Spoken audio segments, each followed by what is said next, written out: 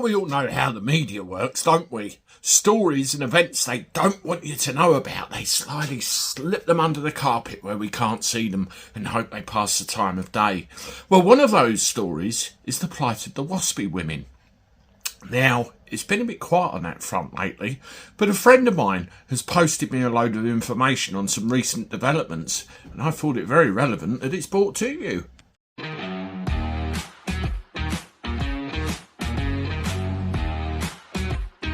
Everybody, welcome back to the channel. Hope you're well. Let me know in the comments and that you've had a good weekend. Thank you very much for the support for the channel. We're continuing to grow and it's all down to your support. Continue doing what you're doing. Well, as I said in the introduction to this video, one area that's not been covered for a while is the Waspi women. Now, if anybody's asking, what's a Waspi woman?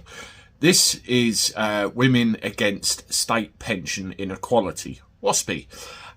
What it basically covers, it's any woman that was born around the 1950s.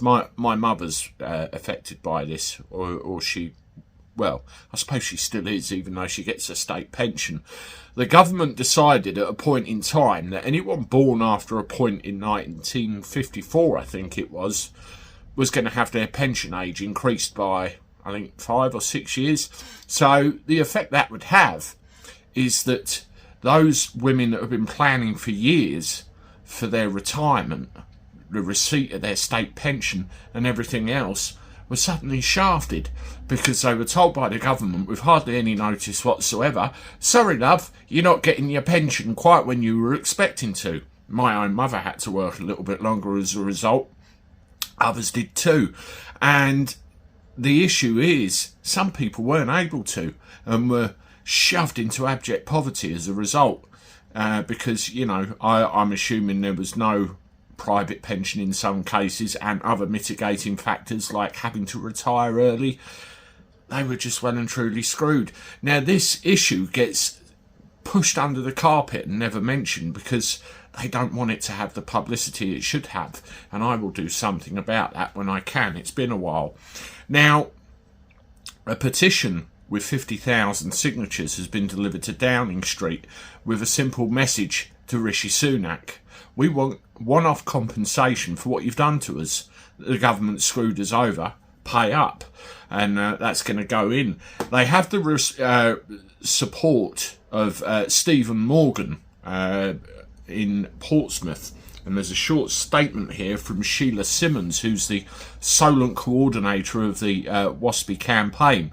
We're delighted to have the support of Stephen Morgan in Portsmouth and so many MPs from across the country who've joined our calls for fair and fast compensation as a result of the devastating hardships tens of thousands of women face as a result of DWP failings. In the Solent area, we have 84,630 women born in the 1950s, many of whom had their retirement plans ripped up at the last minute through no fault of their own.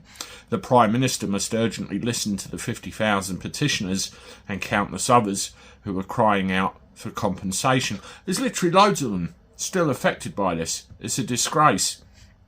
And also Southend Council have made a statement on this as well, and this is in a news article. Southend Council is set to back a campaign to compensate women born in the 1950s who, with little notice, were forced to carry on working following a change in retirement age.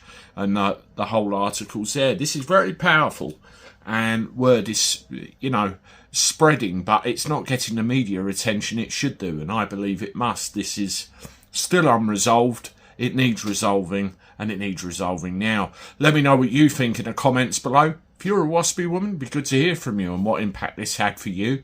And better still, come on and let's have a chat if you're up for it. It'd be good to get a bit of exposure on this. Anyway, I'm off. I'll see you shortly with one more video. Toodaloo.